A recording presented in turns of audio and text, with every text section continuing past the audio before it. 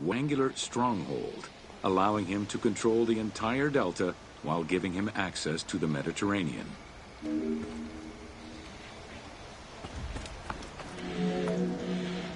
The Great Walls of Alexandria had a humble beginning. Lacking chalk to outline the future city's foundations, architects were forced to use flour instead. Clouds of migrating birds swept down and ate the flour, erasing the plans. This prompted Alexander to seek guidance from the oracles, who reassured him that his future city was destined to feed a large population.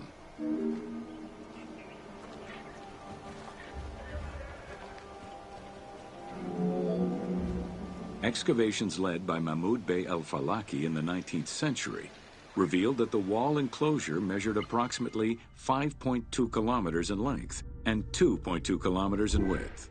It was roughly 9 meters in height.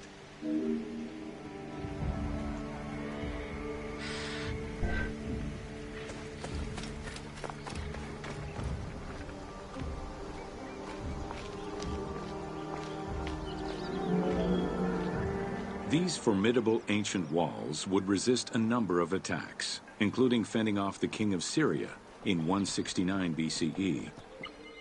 It wasn't until 295 CE that they eventually fell to Roman Emperor Diocletian, and this only after 8 months of relentless assault.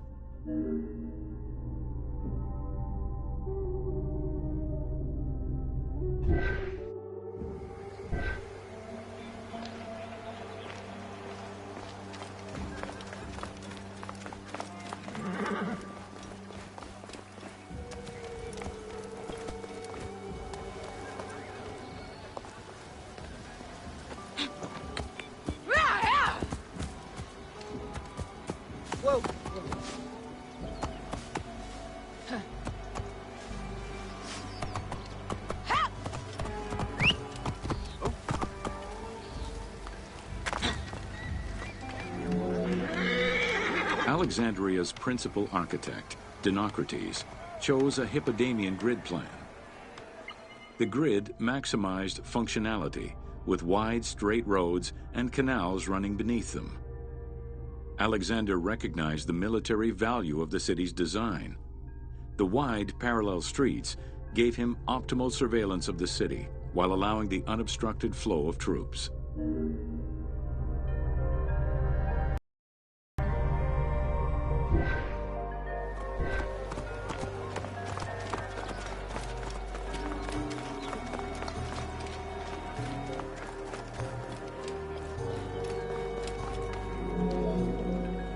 A central corridor ran from the Mediterranean's north port down to Lake Mareotis to the south. This thoroughfare acted as an unobstructed link for commercial trade and travel between the two ports. Many of the streets were bordered with grand buildings and parks, including Canopic Street, with its impressive gate bordering the eastern end.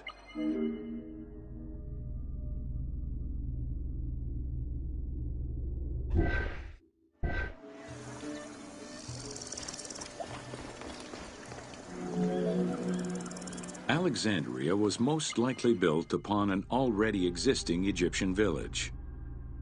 Upon its completion, the Egyptians reviled the city, refusing to call it by its founder's name.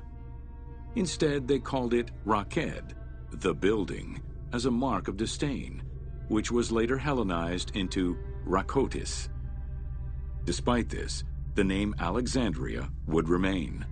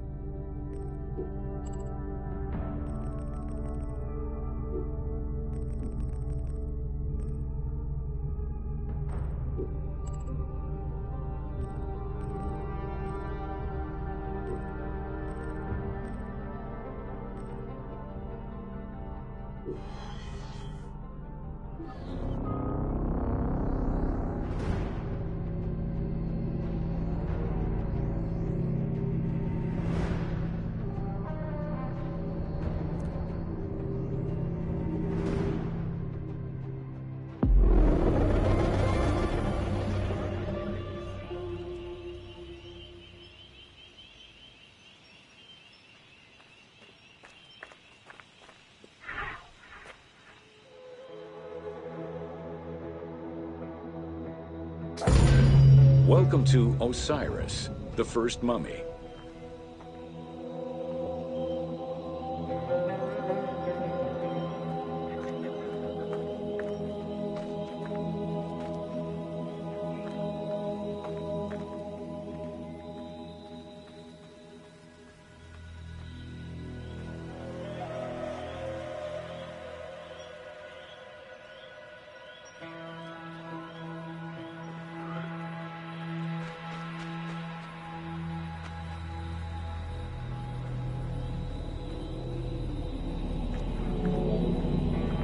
The oldest mummies recovered date from the Old Kingdom, though Egyptologists believe that mummification was in use much earlier than that.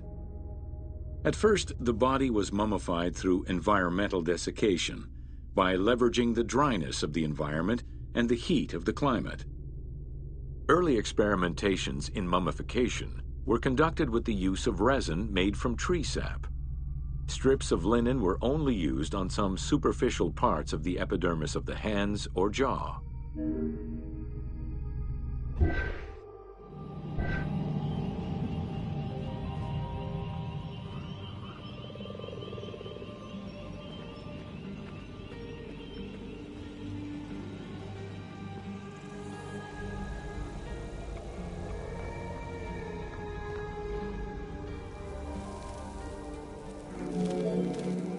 Ideologically, the will to preserve the body is not explained in any way until 3600 BCE. This is when the Egyptian belief that the body housed the soul was finally documented for modern Egyptologists to eventually decipher. It was not until the arrival of the myth of Osiris in the Egyptian religion around the 5th dynasty that mummification was thoroughly conceptualized. The practice was thereafter grounded in both a mythological and ideological point of view.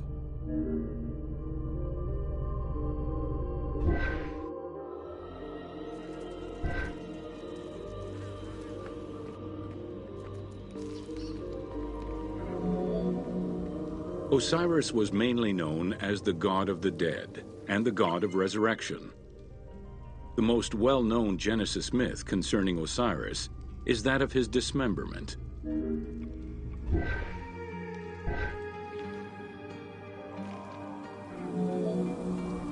It is Plutarch who gives the most simplified and complete summary of the story. Within Egyptian mythology, Osiris represented the first king to rule Egypt. Jealous of his power, his brother Seth attempted to usurp his throne. After several unsuccessful attempts, Seth succeeded in killing his brother by dismembering him and scattering the pieces of his body all over Egypt. Isis, the great of magic, traveled all over Egypt in search of the pieces of her husband's body. After a long search, she recovered all the pieces save for his manhood, as it was eaten by a fish.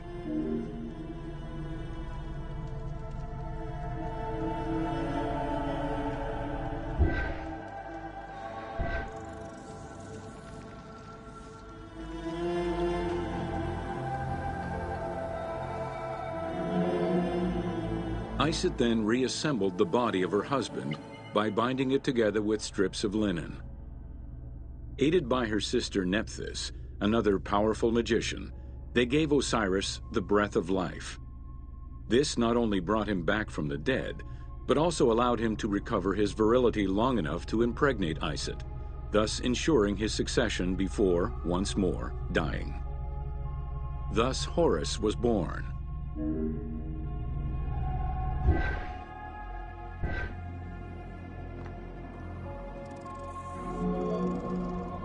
The ritual used to bring Osiris back to life essentially depicts how he became the first mummy. It is why, on the sarcophagi of kings, we often find Isit and Nephthys represented as the magicians who restore life to the deceased.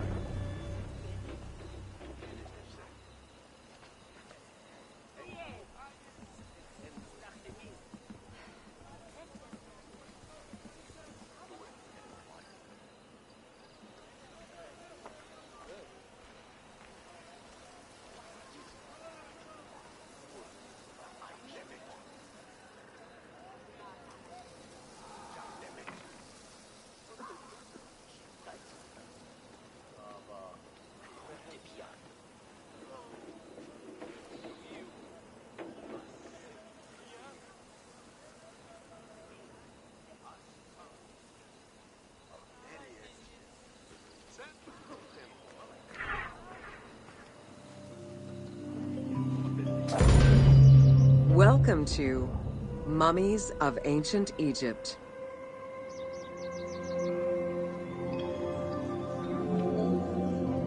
The mummification process used by ancient Egyptians was highly ceremonial in nature. The different types of mummification took into account the social level and richness of the deceased and even included animals. The most expensive was that reserved for the pharaoh and the royal family, as well as some of the wealthiest members of the court.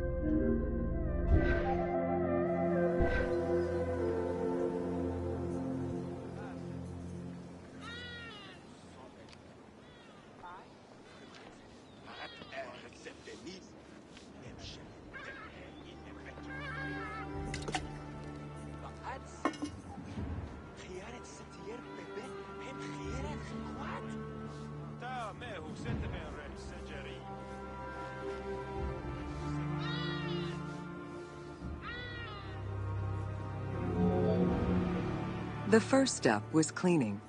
Once bodies arrived at the mummification site, they were placed on inclined tables while the bodily fluids drained away. They were then cleansed by priests until they were deemed ready for the purification process.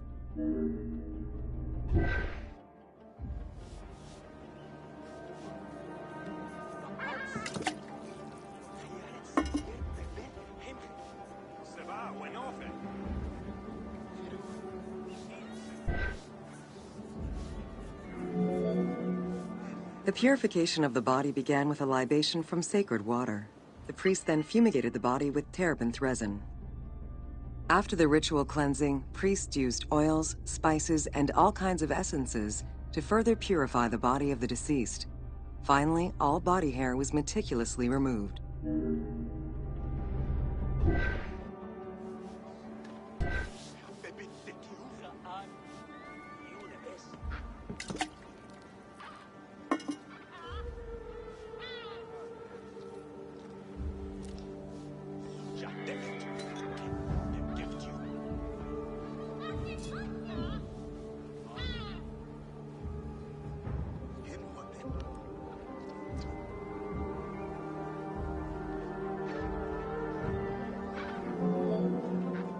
Once the body was properly purified, embalmers removed the organs, following very specific procedures. First, the brain was extracted by inserting a spoon through the nostril to break the ethmoid bone. Then, using a spatula, the pieces of the brain were removed as thoroughly as possible.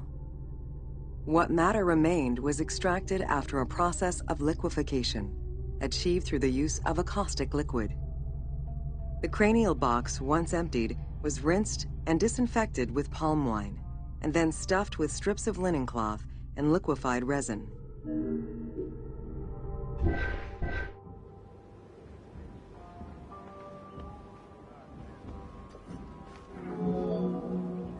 After taking care of the brain, embalmers made an incision on the left flank and carefully set aside the viscera.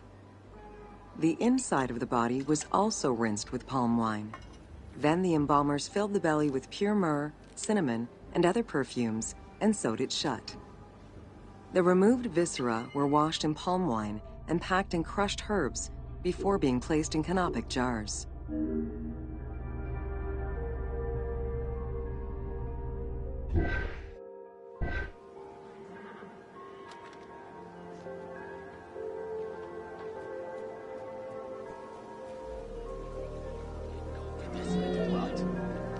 Canopic jars were placed close to the sarcophagus or kept in a chest nearby. At first, the viscera were wrapped in tissue and placed in the vases. As the ritual requirements became more elaborate, ointments, spices, and even water and natron were added to the process.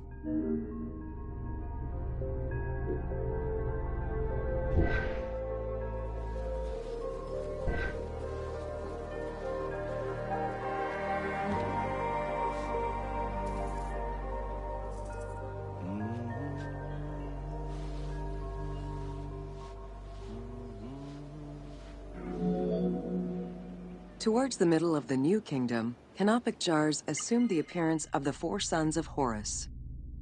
They were known as the protectors of the viscera.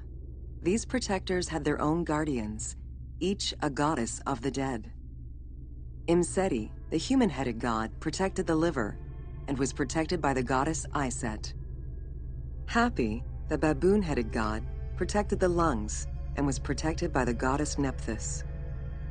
Dumut-Ef, the jackal-headed god, protected the stomach and was protected by the goddess Neith. And finally, Qebehsenuef, the falcon-headed god, protected the intestines and was protected by the goddess Selket.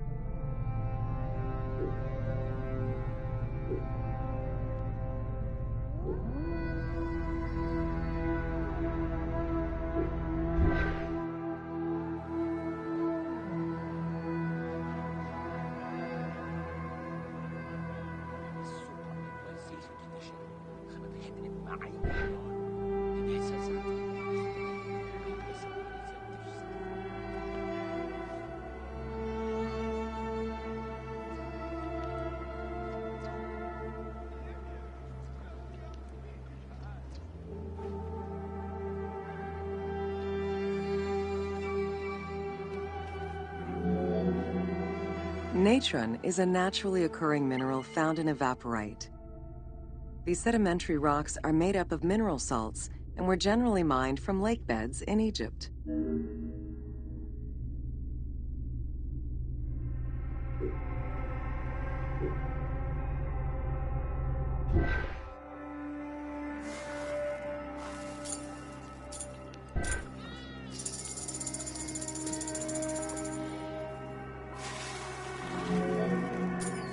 Embalmers used natron as a desiccant to dry the flesh and stop the corpse's putrefaction process.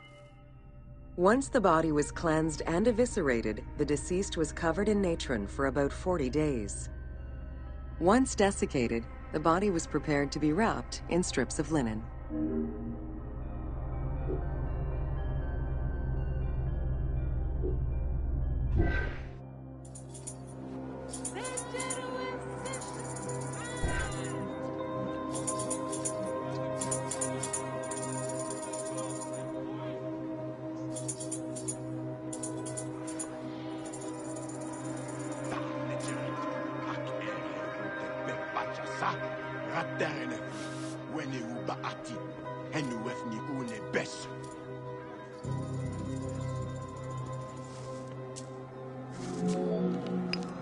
Once the body was fully desiccated by the natron treatment, embalmers oiled, painted, and sometimes even added hair extensions or a wig.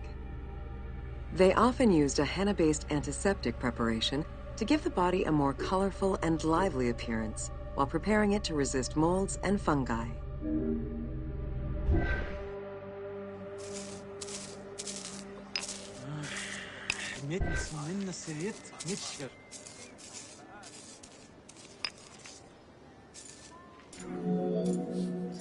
Next came the phase which gave mummies their most well-known appearance, the wrapping.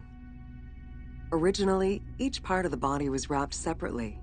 Men had their arms crossed on their chests, while women had the right arm folded over their breasts and the left arm stretched along the body. However, techniques evolved over time. Eventually, the body as a whole was wrapped with limbs alongside the body, and increasingly sophisticated and different techniques of weaving flax bands were developed.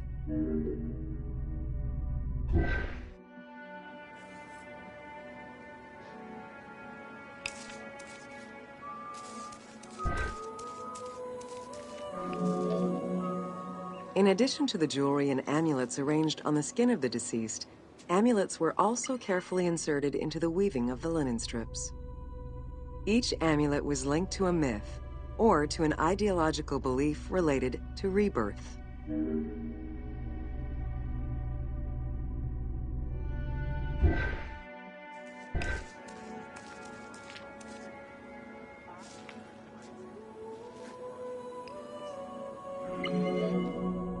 Masks were an important part of a mummy's finery.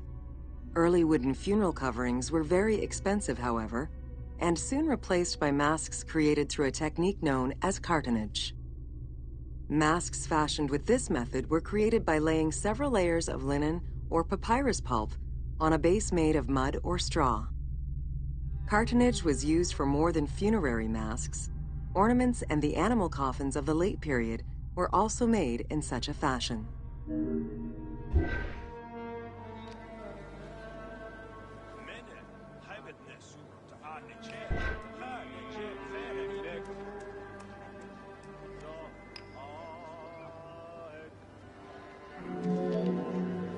Cartonnage evolved to cover the entire body of the mummy during the 22nd dynasty. The mummies were placed on a board inside a rigid envelope of cartonnage, which was laced at the back with a string. Extremely cost-effective and visually pleasing, this technique was very popular through all layers of the society.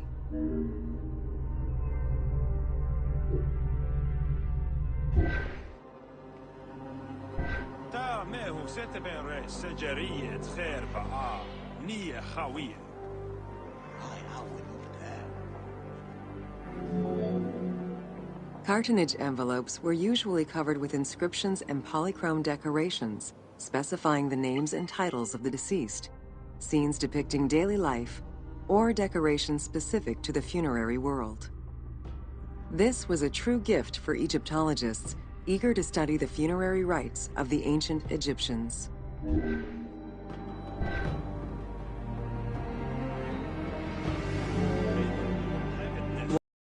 Properly wrapped and adorned, the embalmers proceeded with the ceremony of the opening of the mouth.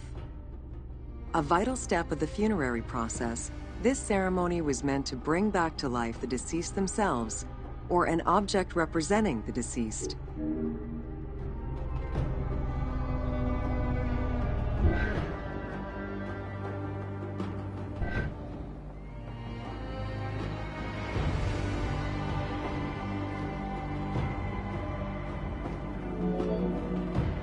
There were no less than 75 different stages for the opening of the mouth. It required the application of the same oils, ointments, spices, and perfumes used during the mummification process. Makeup was sometimes part of the process as well.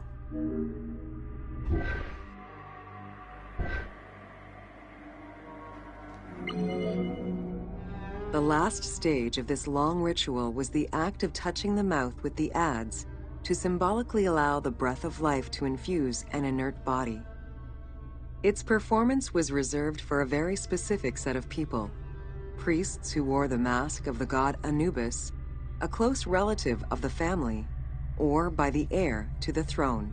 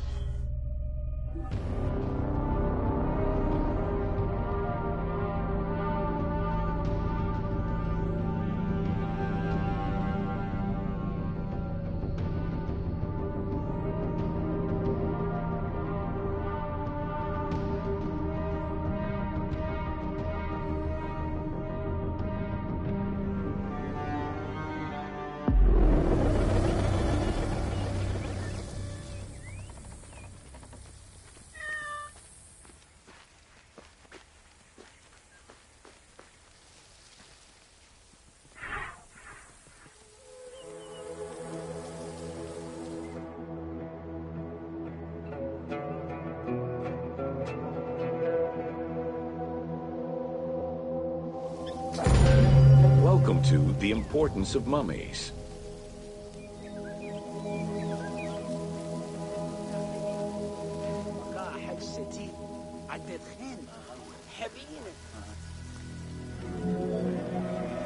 The first hieroglyph for embalmer appeared in pyramid texts of the Old Kingdom. It is likely that embalming was a trade that progressed alongside the evolution of ancient Egyptian funeral practices. While we still know nothing of how embalming came to be a profession, we do know that embalmers had a hierarchy, and that each embalmer specialized in a specific phase of the mummification process.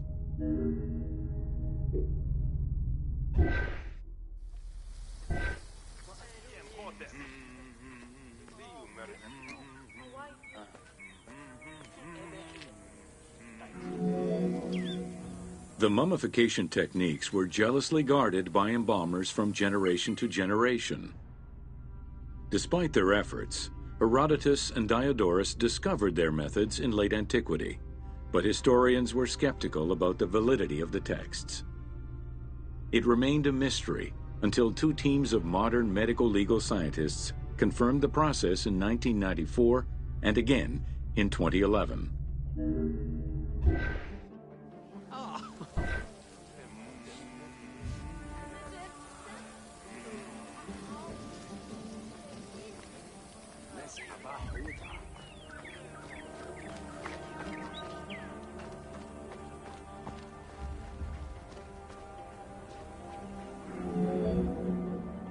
The Uabet, meaning the pure place, was where the embalmers mummified the bodies of the deceased. Until the end of the Middle Kingdom, it was located in tents at the edges of the city due to the smell of decomposition.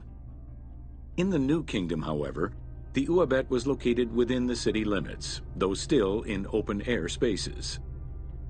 In the same way that the practices and techniques of mummification evolved, So possibly did consideration towards embalmers within ancient Egyptian society.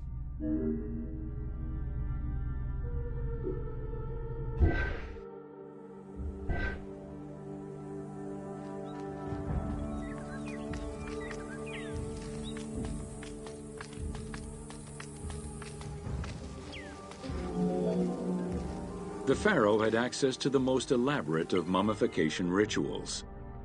The richer citizens of Egypt also enjoyed complex embalming options, though none of them allowed for the removal of the brain or viscera. After purifying the body, embalmers injected a liquid through the rectum, sealed it, and allowed the mixture to settle. They then plunged the body into natron for up to 40 days. Once the body was dried, the seal was removed, and the entrails flowed out with the injected liquid, leaving the skin and bones of the deceased to be wrapped in linen and returned to the family for burial.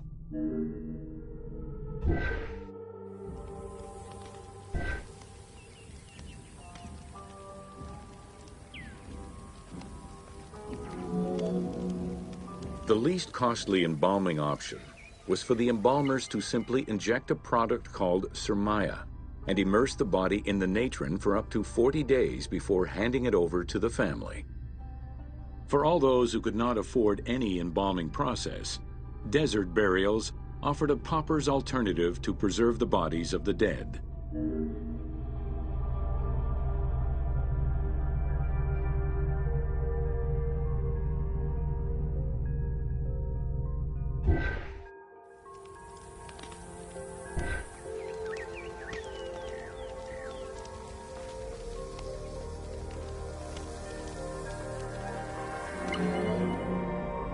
Egyptian civilization has always appealed to Westerners, even before the Greek and Roman invasions. As early as the Middle Ages, mummies discovered by travelers were often sent back to Europe. Curio cabinets, dating from the 16th and 17th centuries, usually included pharaonic artifacts in their collections.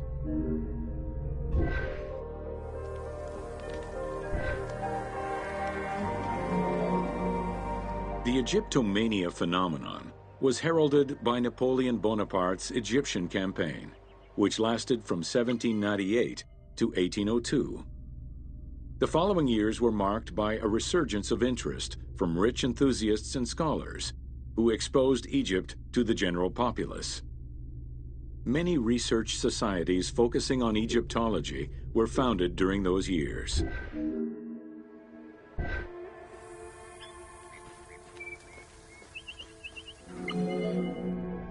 By 1868, mass tourism began in Egypt under the aegis of the Cook Agency. The rich would indulge in leisure trips to Egypt and bring back mummies. Upon their return, they would organize evenings that consisted of unpacking mummies and removing strips of linen and amulets layer by layer.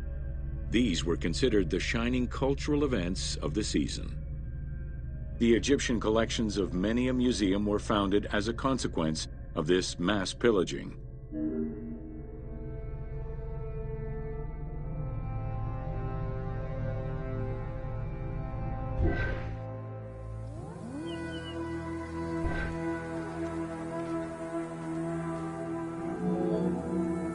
Thanks to those dubious parties, the fantasy of a mummy coming back to life, seeking revenge on its defilers, was born. The mummy malediction myth has remained steady in popular culture ever since, particularly in written media and cinema.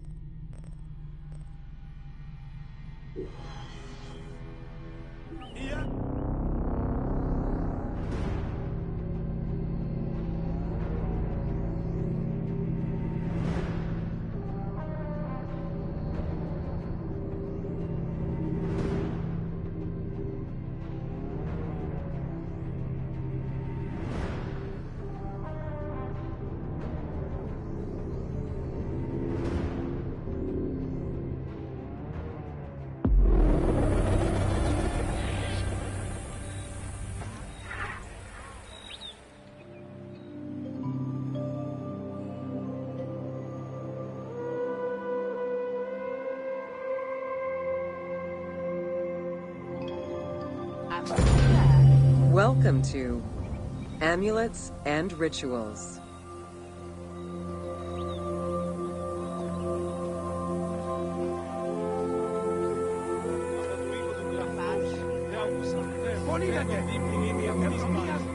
Ancient Egyptians believed the world was a chaotic place, filled with supernatural forces. They knew that art and words gave life and power to things. Carved with images from hieroglyphs or in the shapes of gods, amulets were highly personal objects that warded off dangers and disease while attracting success. Some amulets were temporary, intended to solve a specific problem, while others were meant to be worn forever into the afterlife.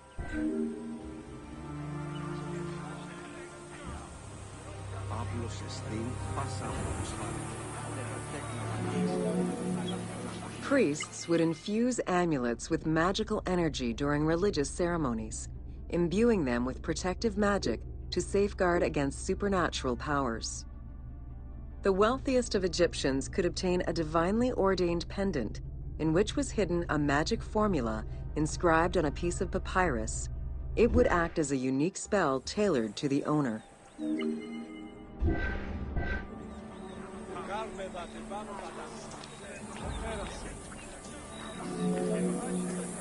Religion was so important to ancient Egyptians that it permeated every aspect of their daily lives. Since water was the source of life and had the symbolism of purifying the body and the soul, all daily routines began with ablutions.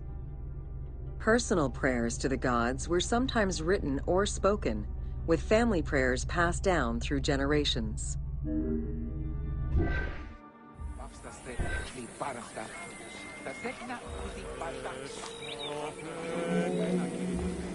There was a complete calendar of each of the religious days, both good and bad, illustrating the appropriate daily rituals. Along with wine, milk, and ointments, offerings to the gods consisted of small amulets to life-size statues and family shrines. During the Greco-Roman period, offerings to the gods consisted of mummified animals, cats for Bastet, dogs for Anubis, and birds for Thoth.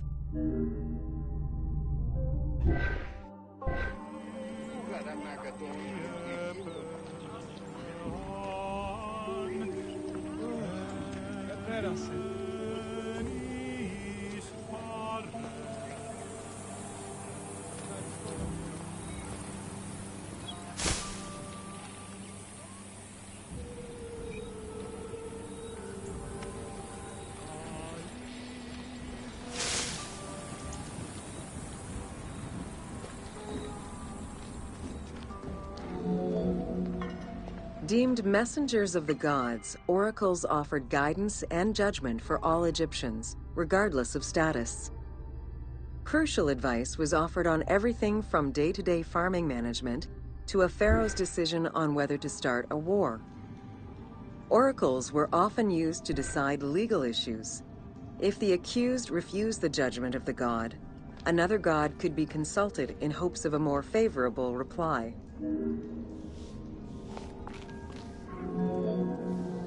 It was oracles that guided the Greek sailor Batos to the coast of Libya, where he founded a colony known as Cyrene. During Alexander the Great's campaign to conquer Persia, he consulted the oracle at the Temple of Amun within the oasis of Siwa, and was subsequently ordained a divine being.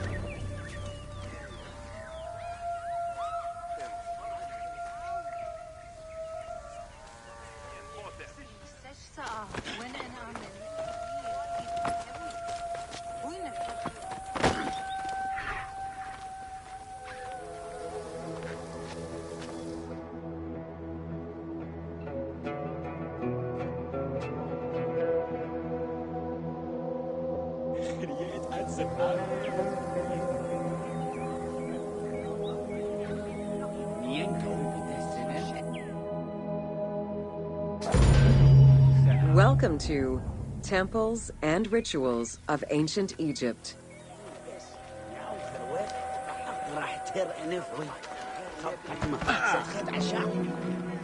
During rituals and festivals, the god was carried on a solar barge between the areas of a temple or the temples of different cities.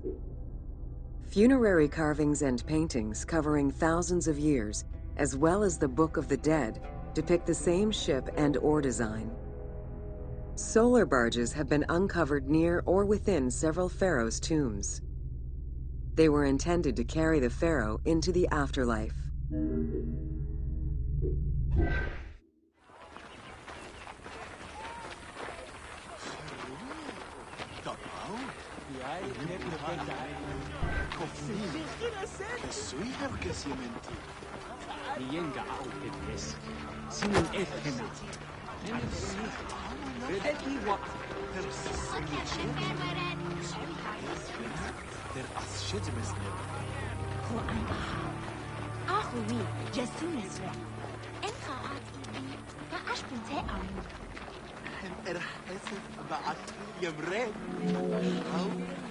Ancient Egyptians believed that Ra, the sun god, traveled the skies in a boat known as the solar barge.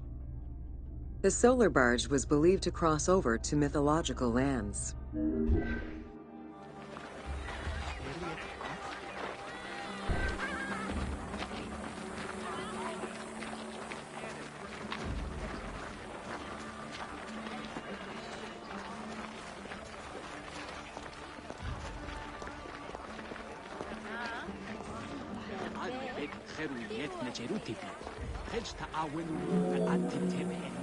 The god Ra believed mankind was conspiring against him.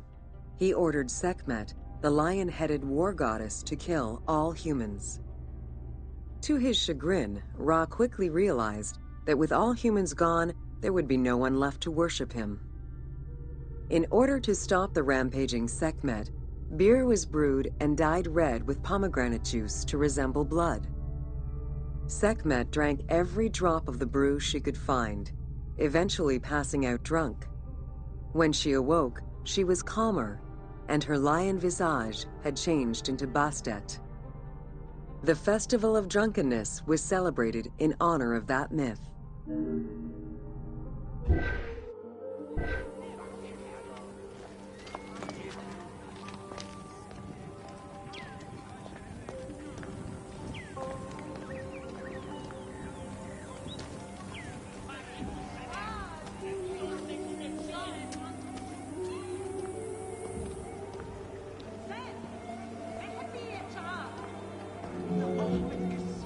Unlike the daily rituals that took place in the temple and were performed by priests, festivals allowed the entire population of the city to participate.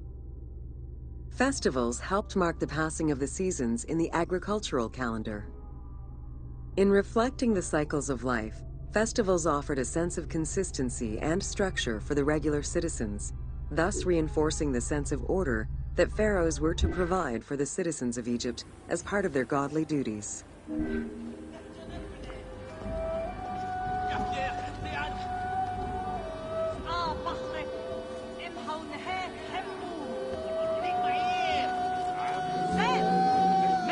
The importance of these festivals is demonstrated by their longevity. Records show that Osiris festivals occurred for more than 2,000 years. Some festivals serve to reinforce state control and promote the king's reign. Both the Opet and Set Jubilee festivals were specifically intended to celebrate the renewal of the king's power.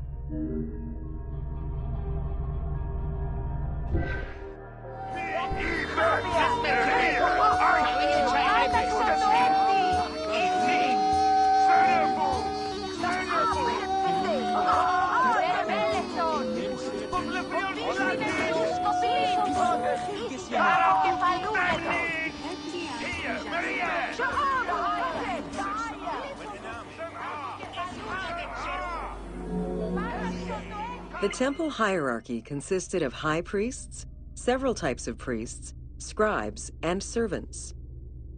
The high priest was known as the prophet. Some divinities had up to 4 prophets, and they were the ones to perform the most advanced and complex rituals.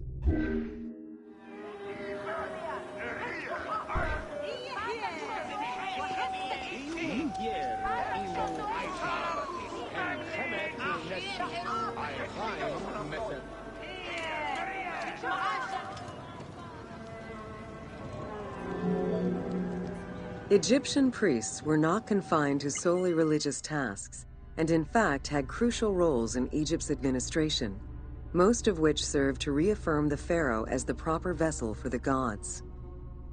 Their focus within the temple was centered on the proper conduct of daily divine rituals, rather than as custodians of dogma or the indoctrination of individuals.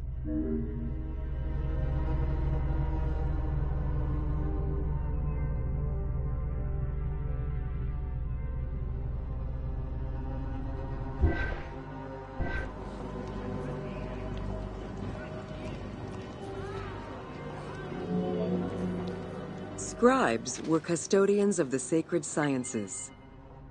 Some priests were associated with the funeral rites and were considered the group with medical knowledge. The servants were low-ranking priests who carried food and lector priests were distinguished by their ability to read, and their main duty was to recite specialized religious texts in both temple and funerary rituals.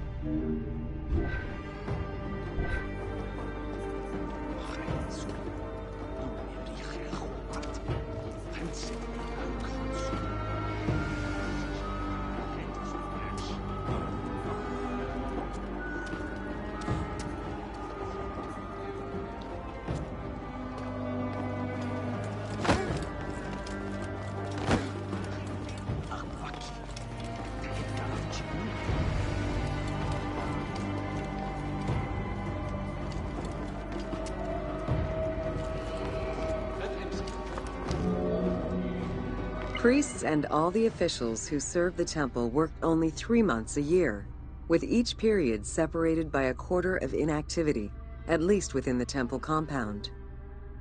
Each outgoing group handed over the temple and their tools to the newcomers. Only the high priesthood remained in permanent office within the temple.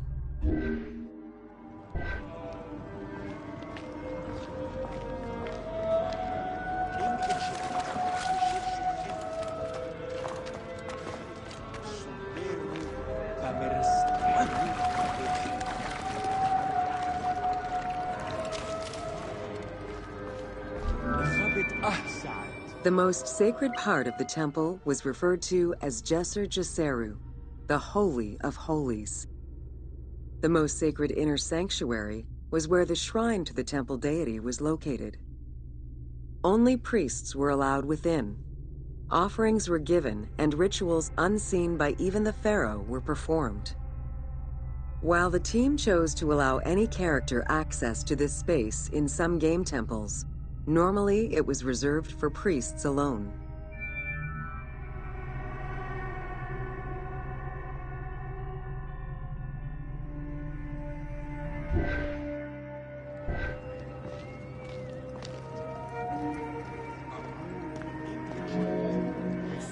Pharaohs and their priests often chose the site of these sacred temples because of some mythological connection or an alignment with the cardinal points and certain stars. Once selected, a foundation ritual was performed. The pharaoh was required to complete 10 steps in the ritual, which required a mix of offerings as well as specific construction techniques. Once the temple was complete, construction of the chamber containing the shrine, or naos, began.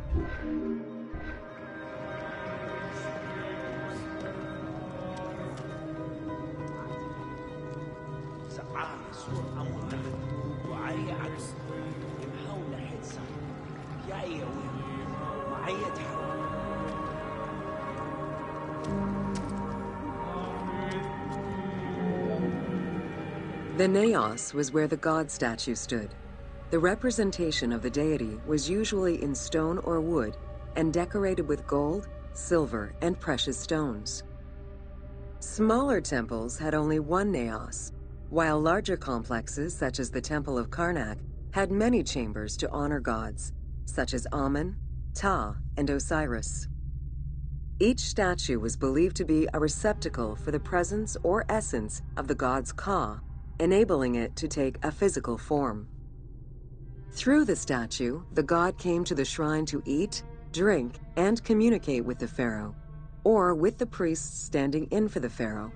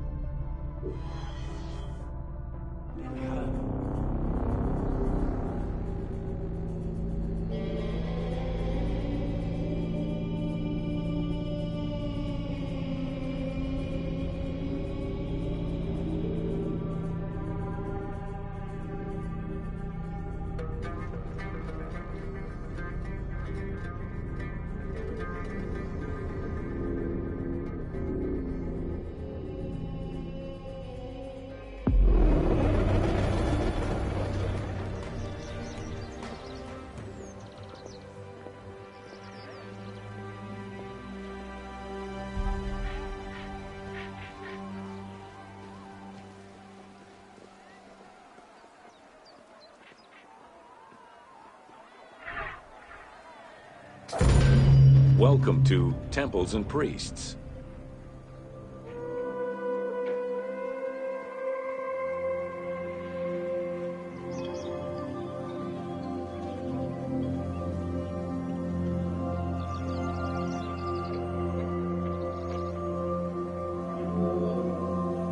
From its foundation, the city of Memphis favored worship of the god Ptah.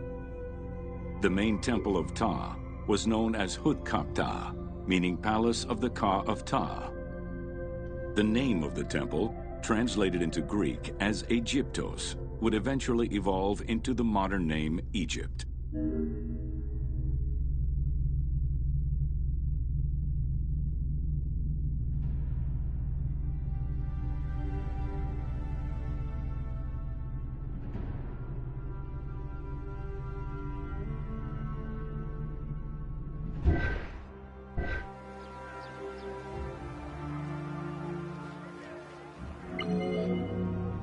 Temples were the center of religious, political, and economic life in ancient Egypt. These sacred places were viewed as of the gods and goddesses. As such, every aspect of them required care and reverence, all of which was accomplished through elaborate ritual.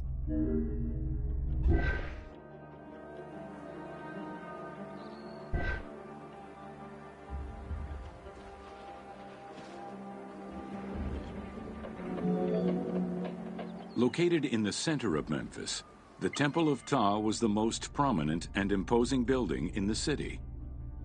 The long walkway leading toward the temple, known as the Dromos, was guarded by rows of sphinxes. The entire sacred area was designed to keep the statue of the god protected, deep within the sacred enclosures that surrounded it.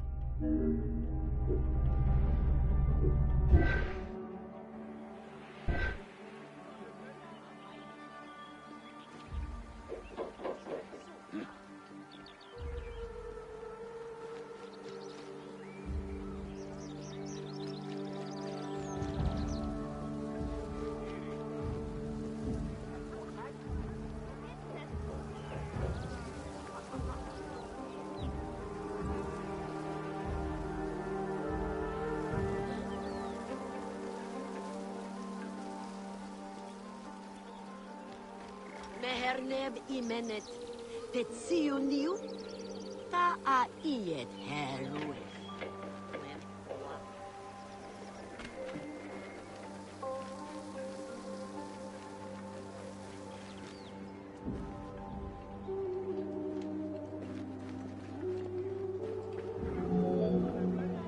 The dromos opened into a courtyard, with the surrounding portico graced with columns carved to resemble palm trees. During special festivals, the general population was allowed to enter this location, but under no circumstances would they be allowed into the sacred spaces beyond the courtyard.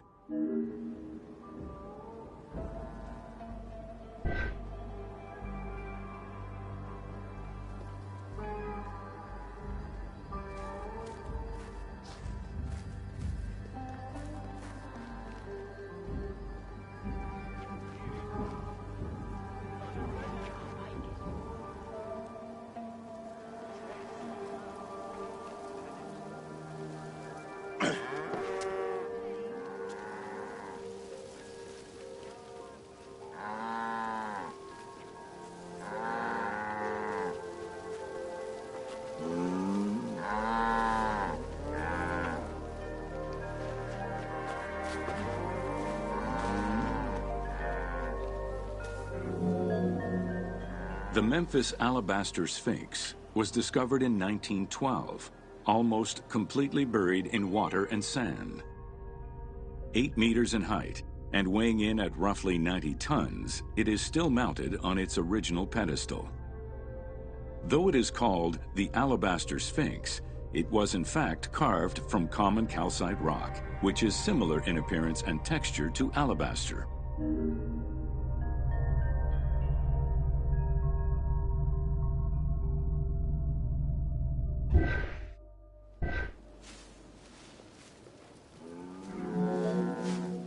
Erosion has destroyed the original engravings, making it difficult to determine when it was created.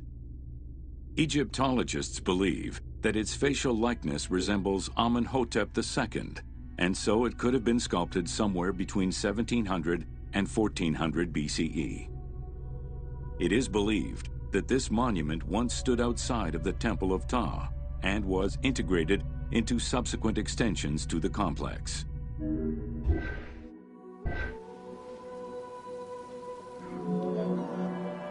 The size of the imposing sculpture reflects the importance it had to the temple during the New Kingdom. This Sphinx is one of the few remaining artifacts from the ruins of Memphis to survive.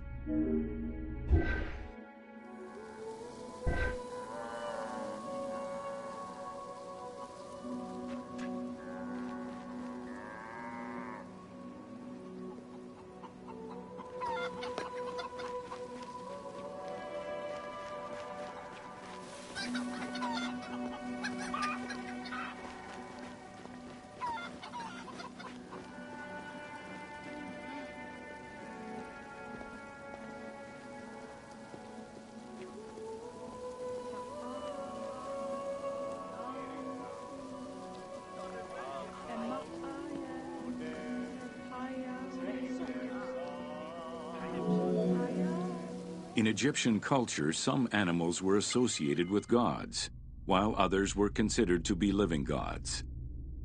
The Apis bull was believed to be a divine entity. The earliest mention of the Apis bull in ancient Egypt goes back as far as the first Egyptian dynasty.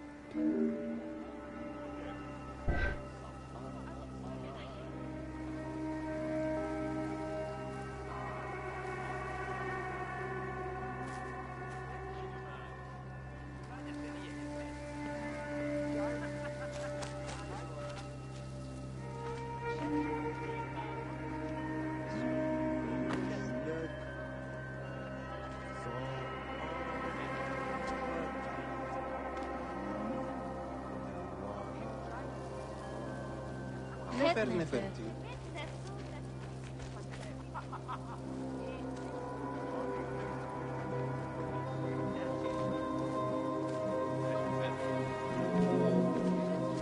Originally the symbol of fertility, the Apis bull was linked to the god Ra, with the image of the sun carried between its horns.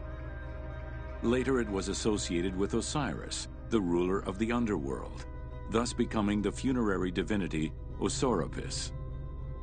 During the 18th dynasty in Memphis, the Apis bull's association with the city's deity earned it the title Herald of Ptah. The Apis bull was so revered that even Alexander the Great, upon his arrival in Memphis, gave honor to Apis.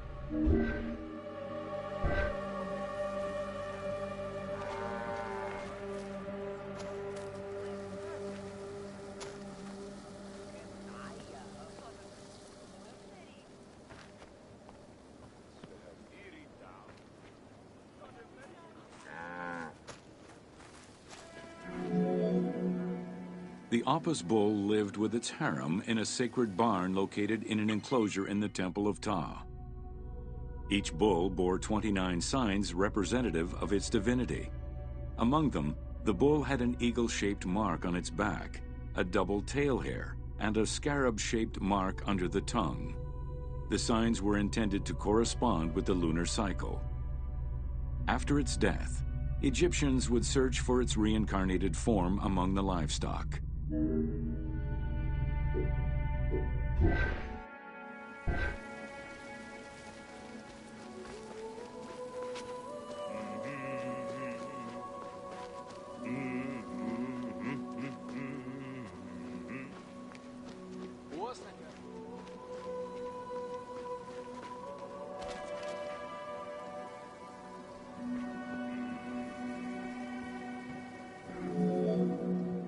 Like other living divinities, the mortal incarnation of the Apis bull was prayed to, and when it died, it was given a luxurious funeral, which included mummification. Until the reign of Ramses II, the Apis bulls were buried in individual graves in Saqqara. During the 26th dynasty, the bodies of the bulls were buried in enormous stone vats in the underground corridors of the Serapeum of Memphis.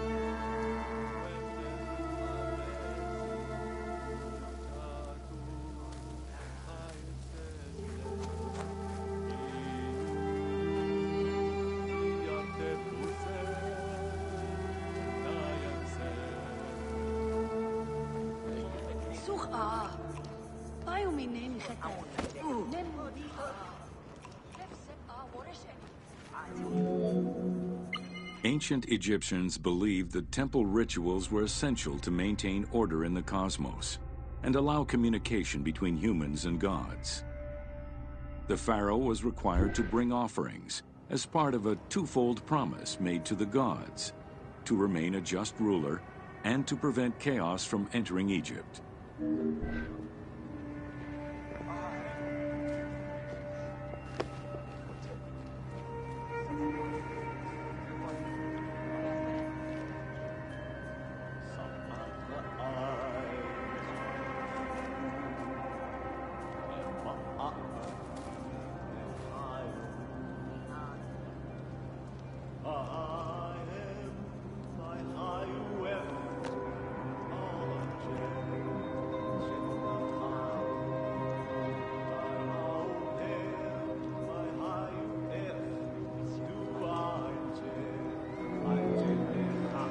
Details of the ceremonies found on temple walls provide a thorough overview of the stages of the daily ritual.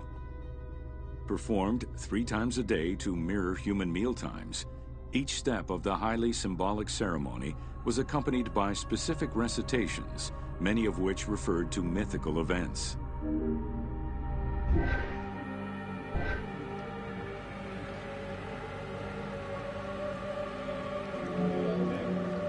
The high priest would first awaken the sleeping god with a chant. Then the seals of the shrine's doors were broken and the bolts drawn back. The act of swinging open the doors was a symbolic gesture where sight was granted to the deity. The priest would then bow and kiss the ground.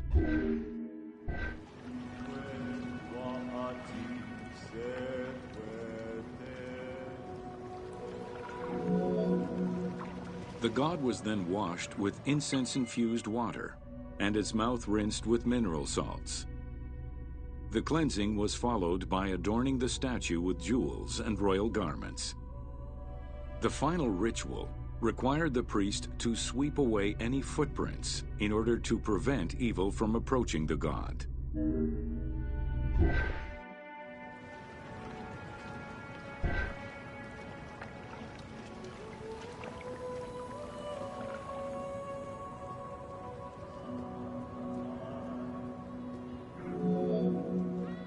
Heredity was the primary source of new recruits.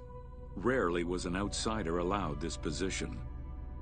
At the top of the temple hierarchy was the high priest. Each temple dedicated to a god had at least one high priest devoted to its care and service. During the Ptolemaic dynasty, one family held the position of high priest in Memphis for almost 300 years.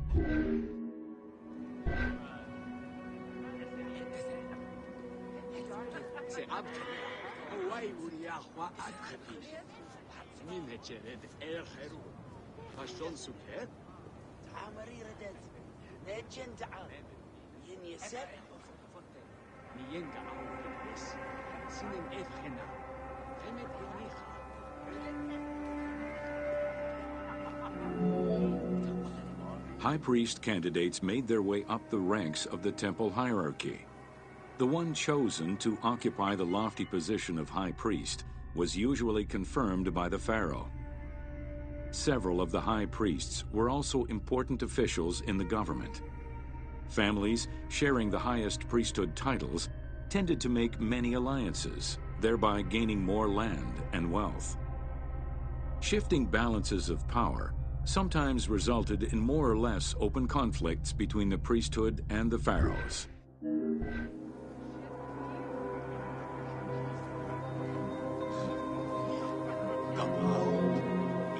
In the 21st dynasty, Thebes became the capital of an almost entirely theocratic government.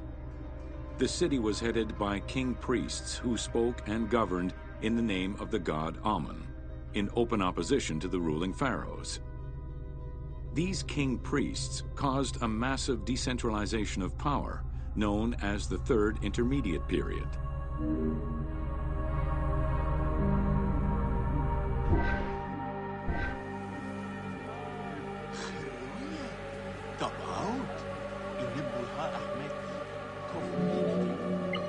The educational institution in ancient Egypt was known as the House of Life.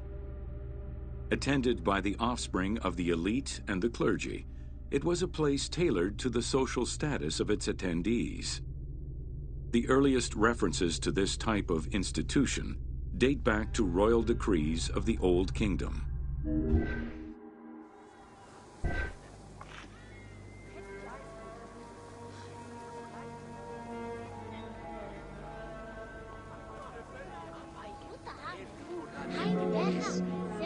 Only 2 known centers have been uncovered, one in the abandoned city of Akhetaten and one at the temple of Ramses II on the west bank of Thebes. Inscriptions uncovered in those locations mention the names and titles of people who were connected with the House of Life, such as a chief physician and many scribes. It is presumed that by the late kingdom, every temple had a house of life.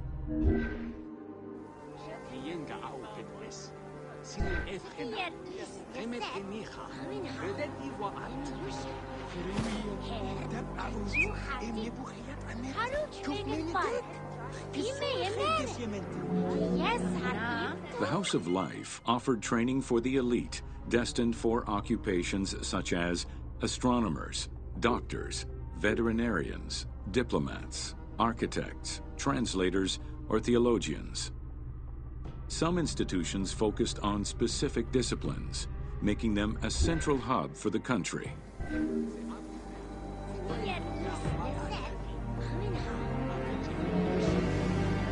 Not limited to instruction for young students, the House of Life was a source of reference for many scholars, with rooms dedicated to papyri of many disciplines. Because papyri were preserved there, the Greco-Romans referred to the House of Life as a library.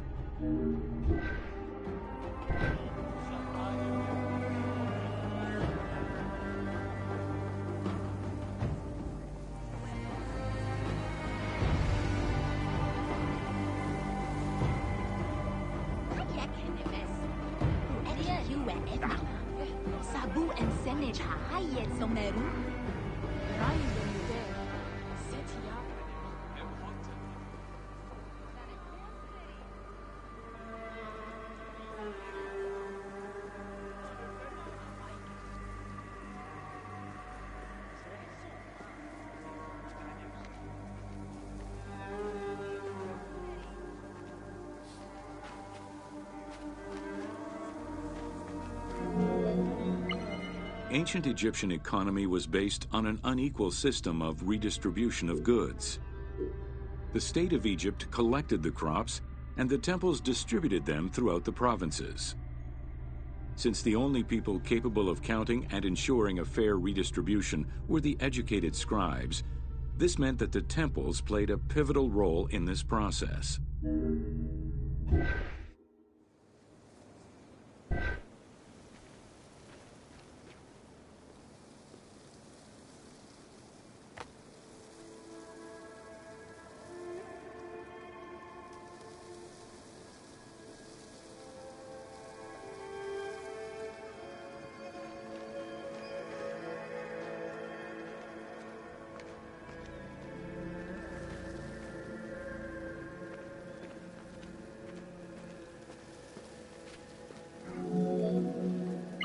There are records of pharaohs making offerings of large tracts of land and animals to temples in order to maintain their favor. Ramses III offered generous gifts to the Temple of Amun in Karnak in such a manner.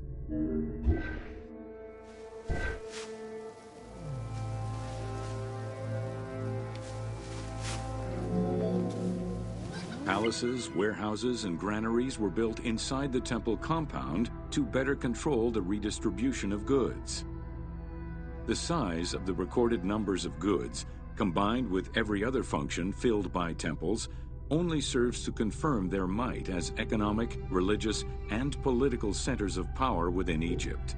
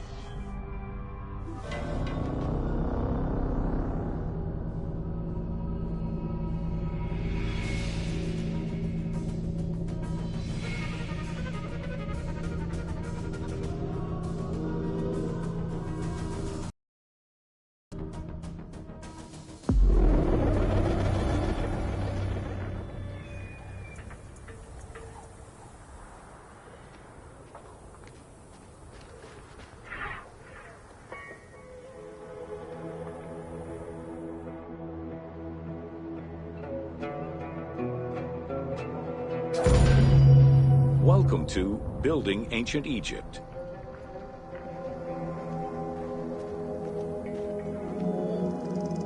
Constructed with bricks made of mud, most ancient Egyptian buildings were not permanent. Only religious temples and funerary monuments were meant to stand the ravages of time. For these very important structures, Egyptians used limestone, sandstone, and harder materials, such as granite, quartzite, and travertine. These heavy stone blocks were so prized that they were often transported from quarries located hundreds of kilometers away.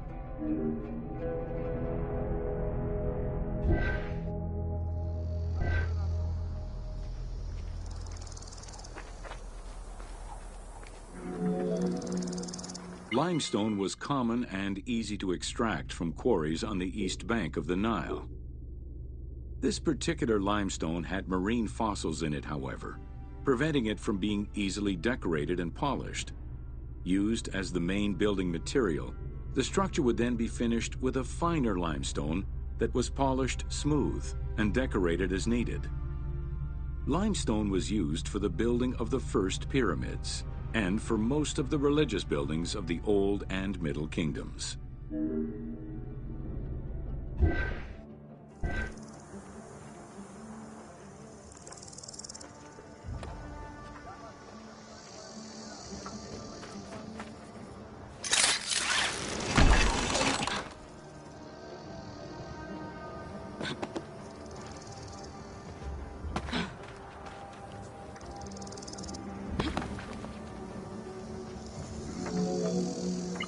Ancient Egyptians preferred to use sedimentary rock beds or layers like sandstone and limestone because they were often easier to extract.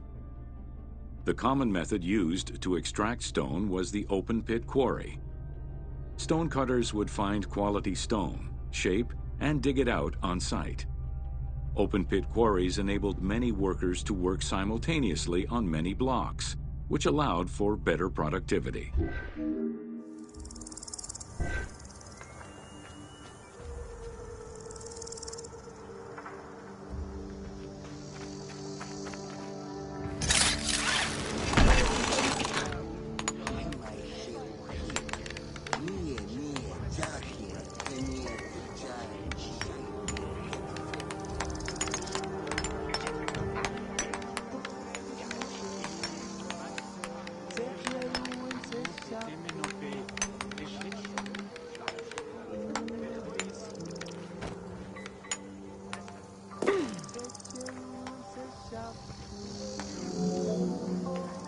Workers would draw a large grid directly on the stone's surface, taking care to leave a space between the blocks.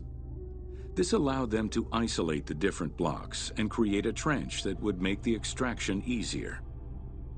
Stoneworkers used iron chisels for hard rock and bronze or copper tools for softer rocks such as limestone. Removing material between each block created a trench line. In some quarries, that trench was wide enough to accommodate a worker, who would then cut the block entirely on site. For harder rocks like granite, workers cut a series of holes and hammered wooden wedges into them. They then soaked the wood until it swelled and caused the rock to split.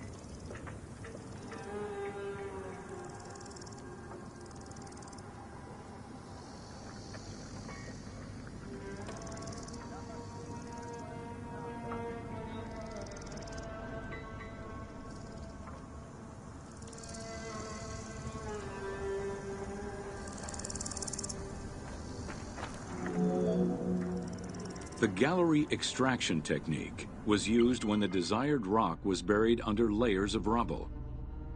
This method was often necessary in order to find the whiter and finer limestone required for a smoother finish. The first step was for the stoneworkers to create an access pit that would allow them to reach the desired wall of stone. Once a wall of quality stone was exposed, workers could then cut out smaller blocks. This pit required a descending platform. Designed like a stairway, it allowed them to free multiple galleries of blocks.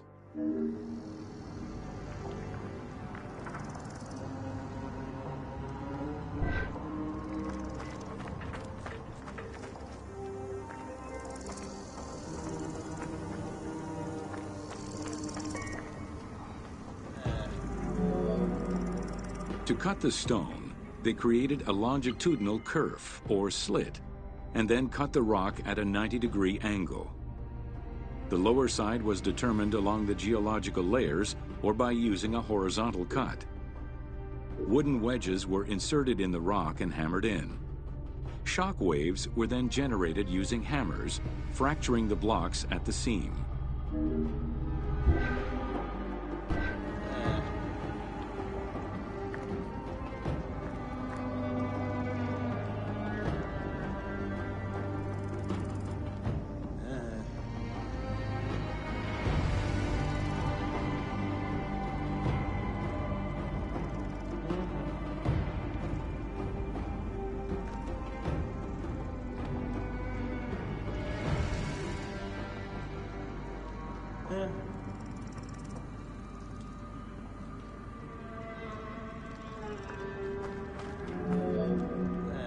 To maintain the stability of these mining pits over the course of quarrying, workers would leave support sections of unexcavated rock.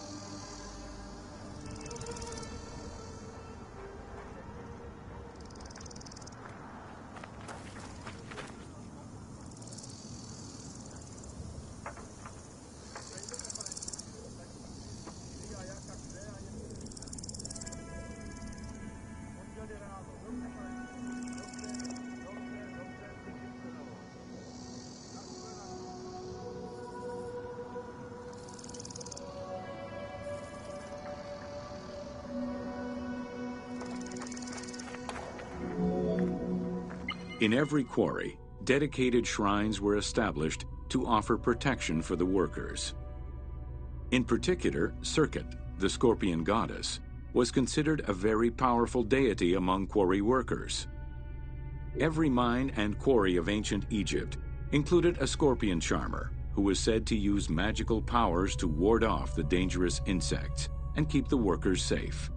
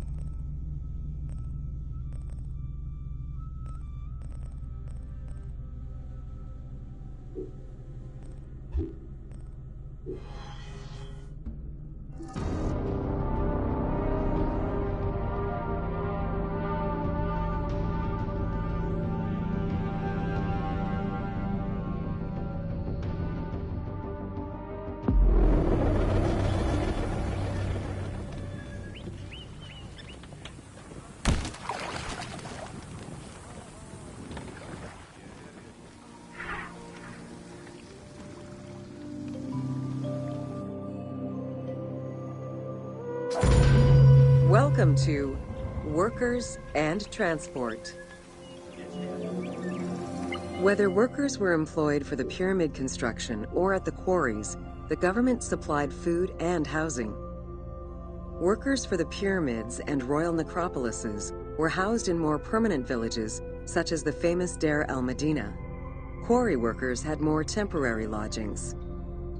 All skill levels were needed and utilized, from basic work hands to prepare the gypsum, to brickmakers and sand carriers, to skilled stonemasons to shape the blocks.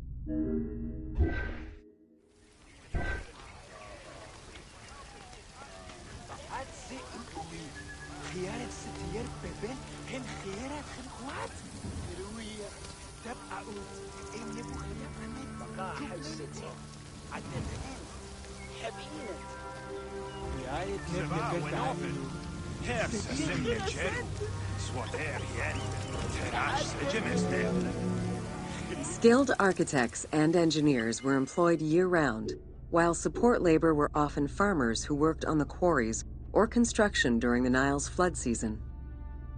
The basic laborers were hard-working and versatile. Many may have been farmers who joined the construction during the off-season. Hieroglyphs found in the work villages listed assigned job titles.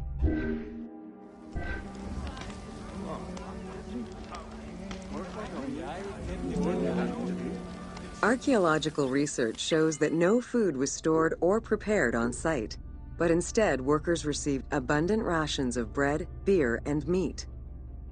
These rations were taken care of by an administration outside the village. Medical treatment was also available for those who were injured.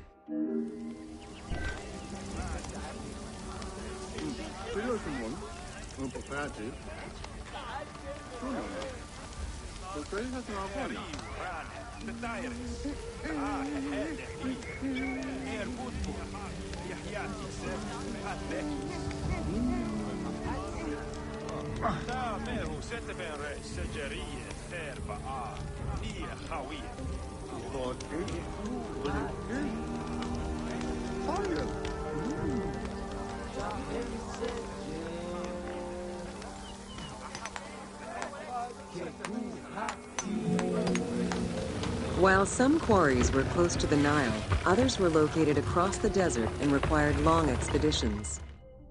These expeditions were sanctioned by the state. They involved complex logistics and required many participants. Transporting a block by land meant that workers had to overcome the weight and friction of the load. To solve this, they first dug a track in the ground. This path was sometimes reinforced with rails upon which a sled, used to ferry the blocks, would be pulled.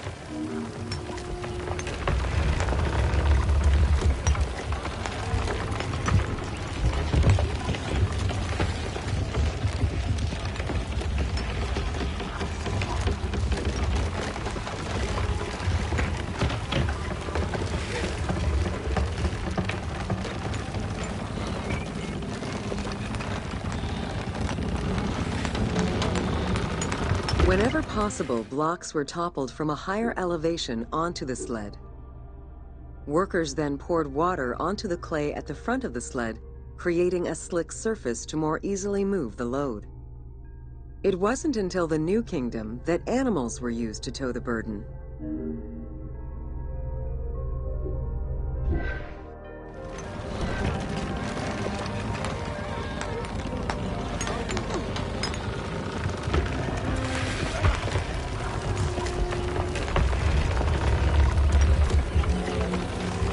During flood season, the Nile was at its largest and deepest, which allowed the transportation of the heaviest and biggest loads. Quarries close to the river had troughs dug out to deliver the stones to the shoreline. Harbors and wharfs situated at the river's edge allowed the transfer of materials and supplies. Harbor warehouses accommodated additional stocks of stone so that they were available for the winter sailing season.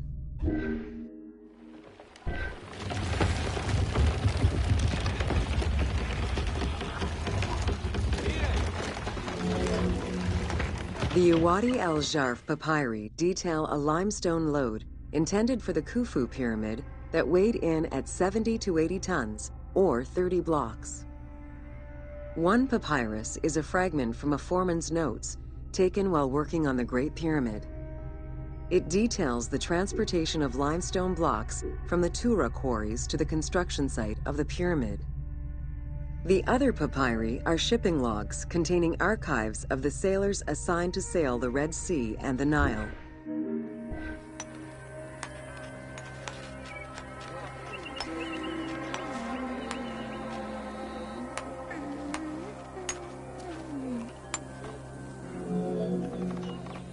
Stone cargo generally weighed 15 tons per boat, amounting to roughly 6 or 7 blocks per trip. For heavier loads such as obelisks, monolithic pillars, or gigantic statues, larger boats were used. These transports are the ones typically showcased on temple walls.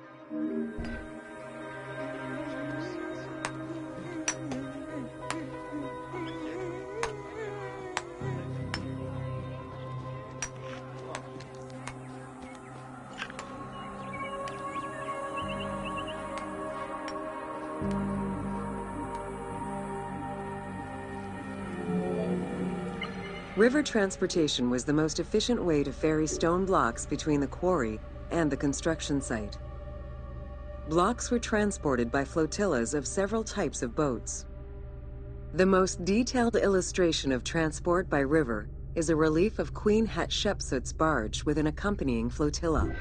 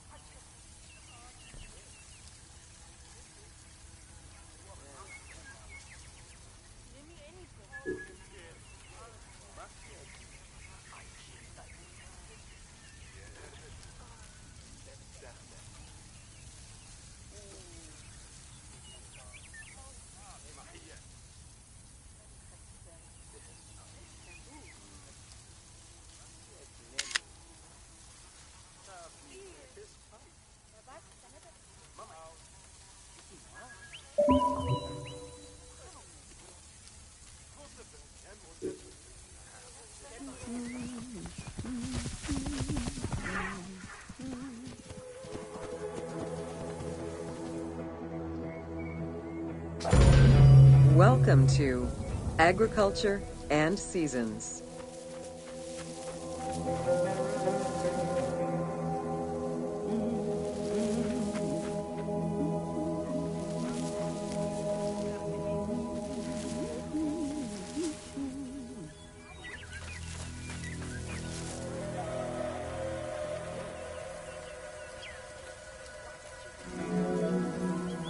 While crops were cultivated in different oases around the desert, most of the arable lands were near the Nile.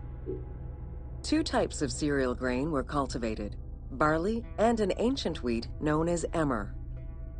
These two key ingredients contributed in establishing bread and beer as the staple of the Egyptian diet and the basis of its economy.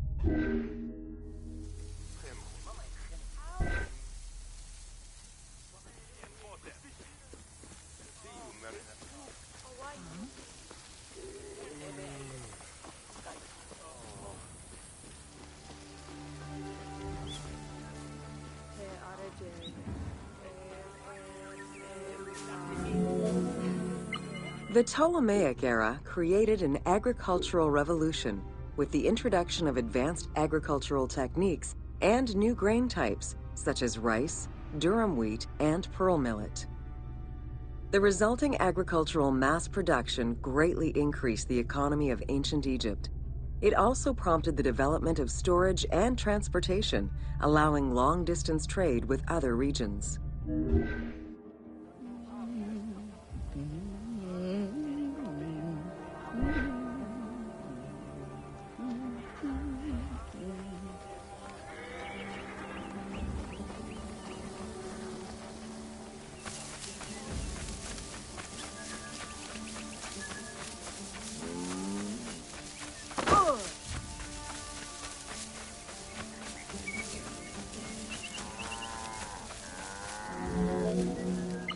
Both bread and beer rations were part of a system of barter payment.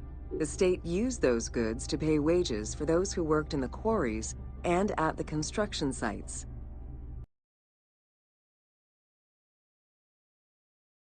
Brewing, Tenanet. Tenanet is seen in many paintings and sculptures with beer, and women are depicted as the primary beer makers.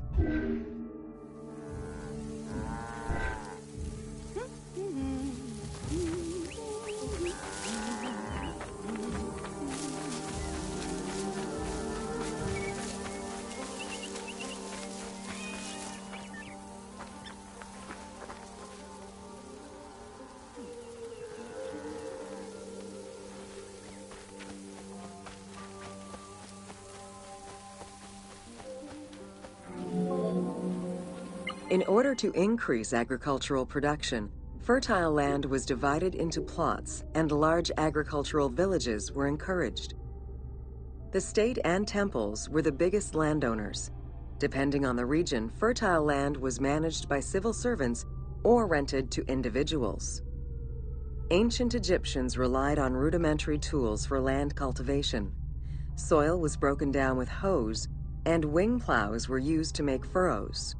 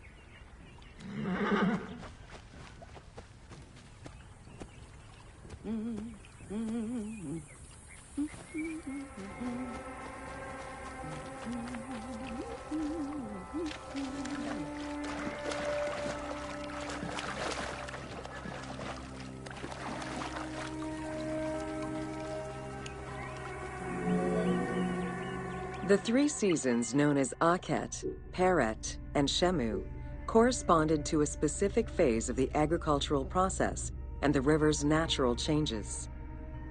Akhet was the time of the flood, beginning with the appearance of the star Sirius in July.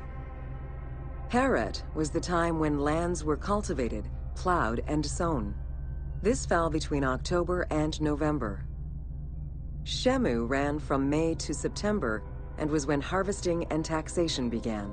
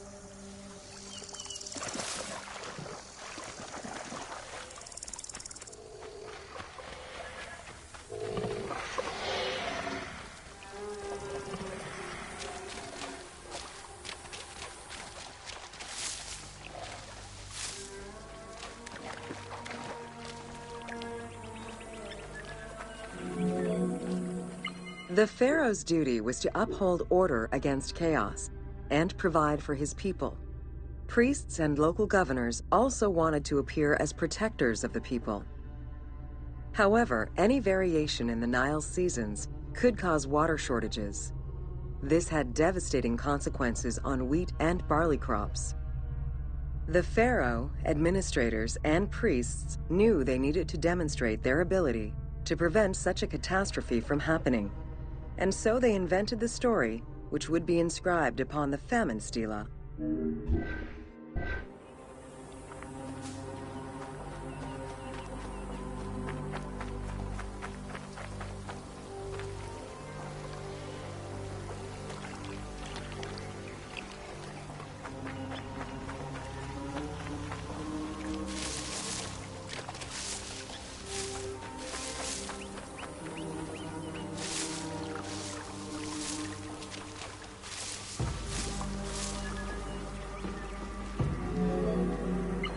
The story begins with the pharaoh worried for his people. The Nile hasn't flooded in years, and his people are starving. In search of the origins of the flooding, Djoser seeks out Khnum, the protector god of the region and the source of the drought. Djoser gives the god offerings and orders his priests to restore the Temple of Khnum. These offerings please the god, and the floods are restored. This story was intended to highlight the importance of the deity in everyone's daily lives, while also demonstrating the crucial role that the priests and the king played in feeding and protecting the people of Egypt.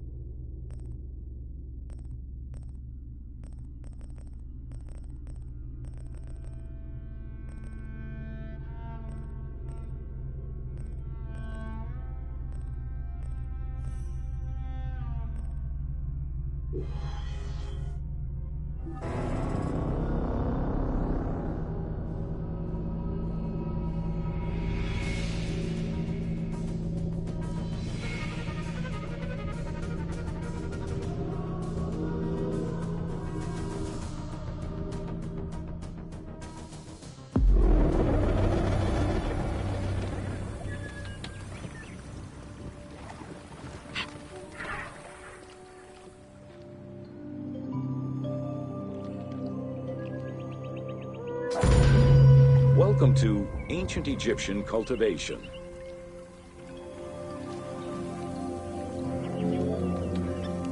The new grain types of the Ptolemaic period required a great deal of water. Farmers needed to ensure they had effective, consistent irrigation. The Nile's rising and receding waters naturally irrigated most of the crops. Areas where the Nile didn't reach, such as gardens and vegetable plots, required an irrigation tool known as the shadoof. The shadoof allowed easy transport of water from its source. It consisted of a tall wooden frame with a long pivoting pole and suspended bucket. The system could be raised and lowered with little effort.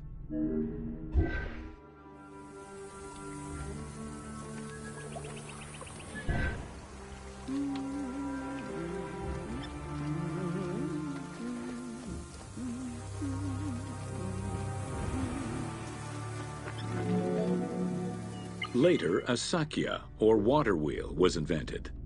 The sakya needed animals to turn the wheel, which rotated buckets through the water. It drew the water to an elevation of 3.5 meters and enabled a great deal of control over the irrigation process. This improvement supplied larger areas and thus resulted in larger harvests.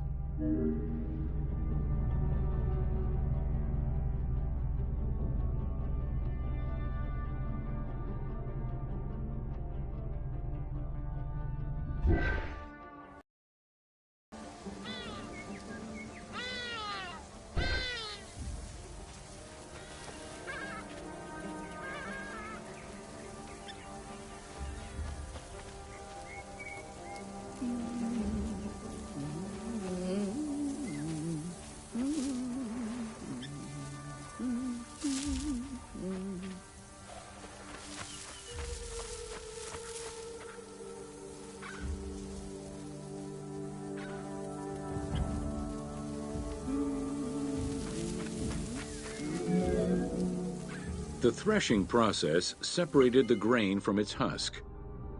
Workers would spread the ears on clean ground. Oxen, cows, or donkeys were then guided back and forth to trample the grain. This continuous movement worked the grain loose while preventing the animals from eating it. Unwanted chaff and straw were swept away, or gathered and added to the mud used to make bricks, to make them stronger.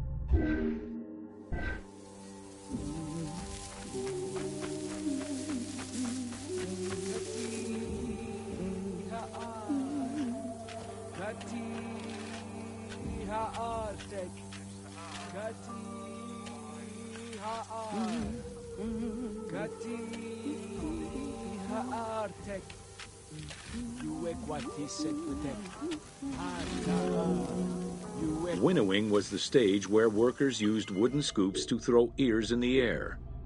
The wind carried off the chaff, leaving the heavier seeds to fall to the ground. This action was repeated until the undesired materials were sifted out. Grain waste was mixed with manure or other organic substances to produce brick-shaped dung loaves that could be easily burned. A standardized brick size enabled Egyptians to mass-produce this byproduct and use it as a commodity.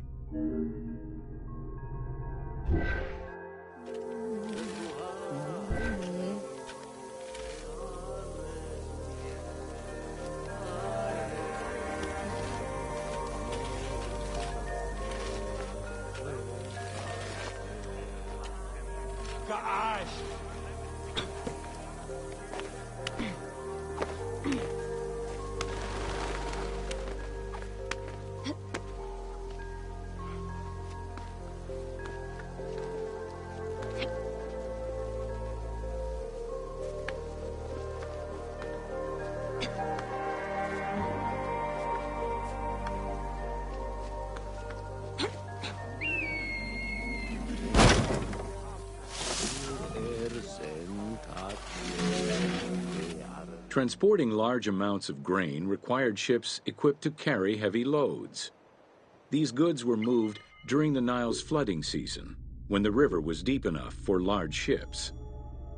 The transports stopped at checkpoints to accommodate customs and police controls, as well as for technical requirements and weather conditions.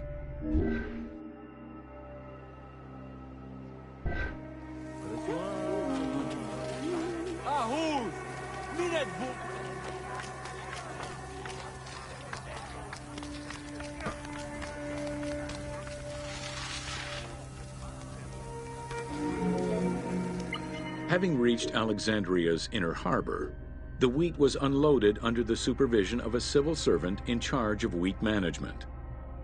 Portions were distributed to Alexandria's city market, and the remaining stockpile was either exported or stored in warehouses.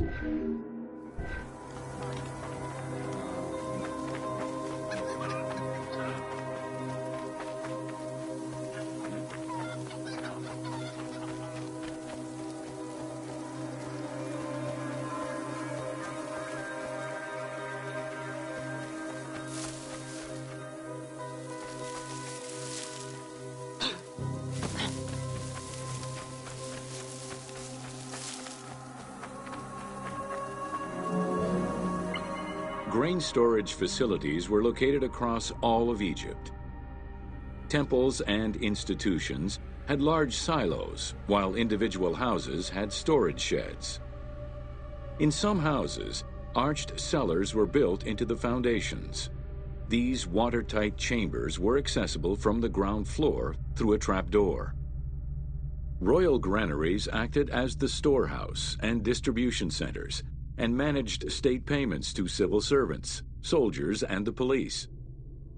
Though plastered on the inside, silos weren't completely sealed, and so remained susceptible to mice infestations.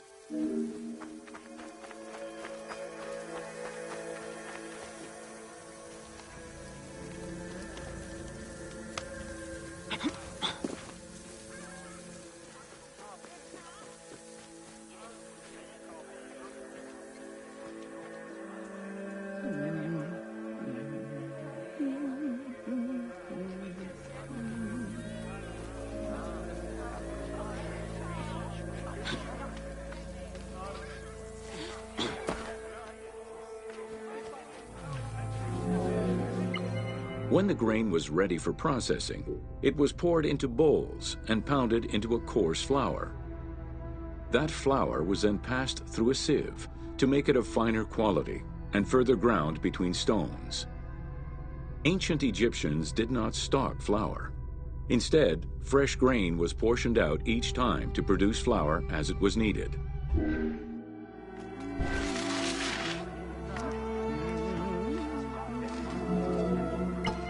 The sieves used by ancient Egyptians were unable to filter out sand and stones. Grit often passed into the flour, causing long-term tooth abrasions among all classes of Egyptians.